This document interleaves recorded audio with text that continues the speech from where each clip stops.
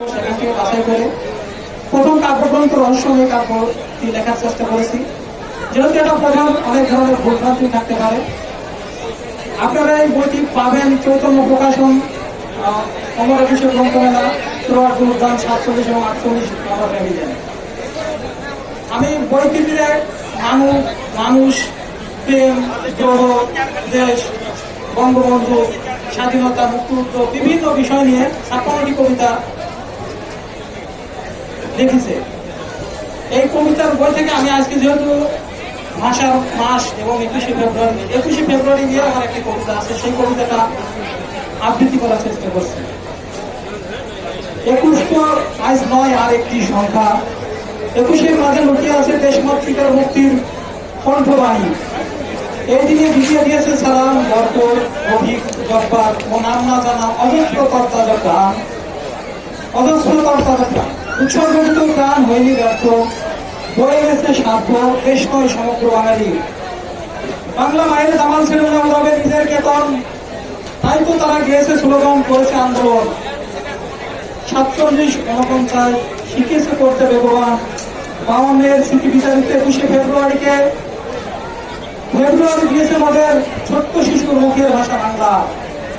কৃষকের মুখে রাখালের বাঁশি সুরে, মাঝির কণ্ঠে শুনি ভাষার গান। 21 মানে অহংকার, 21 মানে নিবেদিত অসংখ্য তরতাজা প্রাণ।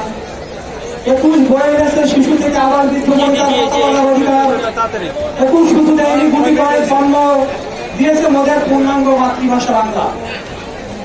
আমি আশা করবো আপনারা বইটি সংগ্রহ করবেন এবং আমার জন্য দোয়া করবেন, আমি যেন ধারাবাহিকভাবে লিখতে পারি। এবং এই পর্যায়ে আমার বন্ধু উপস্থাপক এবং কবি জুলফিকার সাহেব, তারও একটি কবিতার বই বের হয়েছে অনিন্দ প্রকাশ প্যাভিলিয়ন 10 থেকে। পরিমাণ একজন তরুণ কবি, তাকে আমি বলবো কিছু বলার জন্য।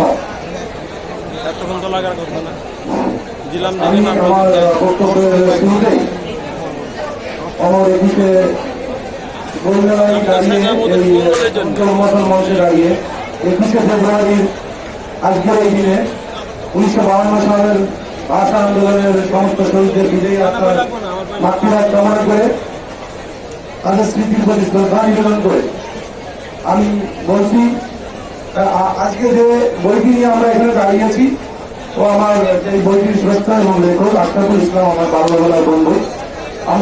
আমি খুব ছোটবেলা থেকেই ওর মধ্যে দেখেছি একজন লেখক হওয়ার জন্য যে গুণগুলো থাকা দরকার, তার সবগুলো গুণই এই আশরাফুল ইসলামের মধ্যে আমি ছোটবেলা থেকেই দেখেছি।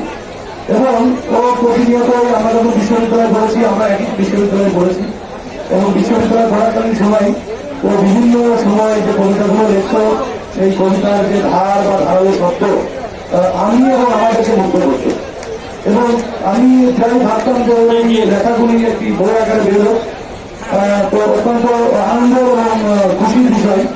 অনেক পরে হলেও তো ক্যান্সার অনেক ব্যস্ততার মধ্যে দিয়েও আজকে সুন্দর একটি বই যে প্রকাশ করতে সক্ষম হয়েছে, এজন্য বন্ধু হিসাবে আমি খুবই আনন্দ এবং গর্ববোধ করছি।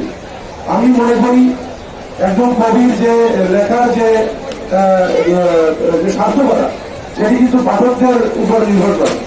আমি মনে করি আশরাফুল ইসলামের এই রহস্যময় কাব্যগ্রন্থ থেকে যে কবিতাগুলো আমরা দেখতে পাচ্ছি, যদিও বইটি সম্পূর্ণরূপে পড়ার সময় বা সুযোগ আমার হয়ে ওঠেনি, তবুও আমি সামান্য সময়ে এই রহস্যময় বইটি দেখে আমার যে উপলব্ধি, আমি মনে করছি এই বইটিতে অনেক সুন্দর সুন্দর কবিতা আশরাফুল ইসলাম লিখেছেন।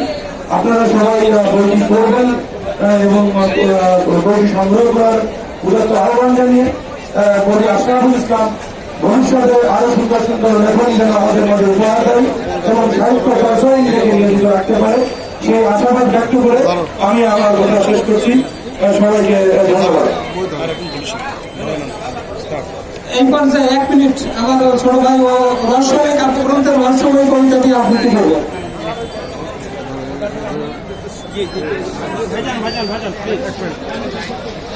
আমি আমার ভাইয়ের প্রথম একক প্রকাশিত রহস্যময়ী কবিতার বইয়ের রহস্যময়ী যে শিরোনামের যে কবিতাটা আছে, আমি সরাসরি পাঠ করব।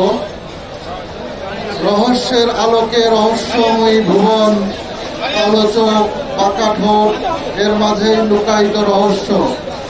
সৃষ্টি থেকে করে শুরু স্রষ্টার সব উদ্ভাবনেই লুকিয়ে আছে অজানা অন্তরালে আবেগময়ী রহস্য।